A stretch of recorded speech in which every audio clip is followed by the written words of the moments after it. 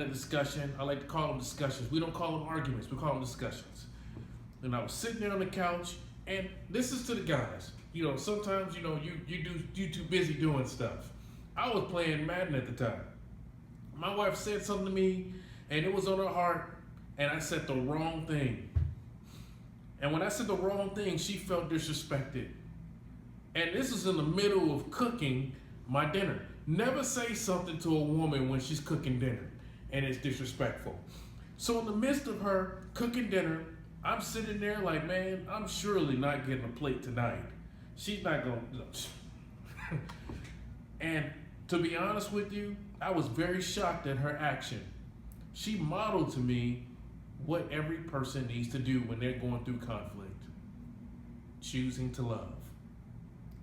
Choosing to love is probably one of the hardest things you do because it's not something that you just say. It's not something that you say, oh, I love you. It's something that you do. It's something that you have to display and to show and reflect what you mean. It's an expression of love. And my wife handed me a plate, and she didn't even hand it to me. She put it on the side of me and said, I choose to love.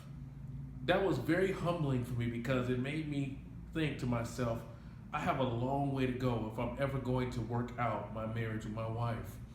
And I said that at the very beginning because most people, when they're going through their first or second year of marriage, it's the hardest time. The hardest time in your marriage is when either you're in your first or second year of marriage, or when the kids start leaving and going off to college and it's just you two and you have nothing to talk about, nothing to share, or when you are bickering and arguing all the time. Those are just a couple of examples. But this is early in our marriage. And I'm sitting there saying to myself, wow, I really have a lot of growing to do. And it took me a couple hours. And if you're honest with yourself, it takes some people some time to get out of being stubborn and go in a room and go in and have a conversation with their spouse. And I was very stubborn in the very beginning of our marriage. But to be honest with you, after I was able to clear my head and I was able to realize what just happened to me, I got my behind up off the couch and I went in there and talked to my wife. And I apologized for my actions. And I'm not going to sit here and tell you that I've never ever made a mistake or disrespected my wife ever again. There have been some times where I have sat there and disrespected her. But the bottom line is, we've had to choose to love each and every time we've come back to the table to talk. And I've had to humble myself. So I'm telling you, men and women, husbands and wives, humble yourself and go have a conversation with your spouse. Learn to apologize. For my single people that desire to be married, don't rush into this. I'm telling you right now, marriage is for the strong people.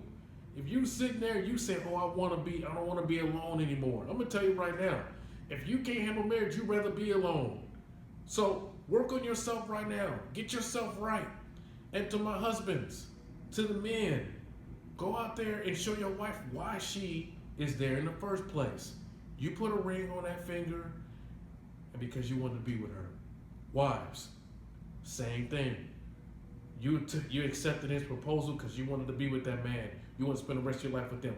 Don't sit there and allow some dumb argument or one word of disrespect to ruin your whole marriage. Go in that room, go work it out right now.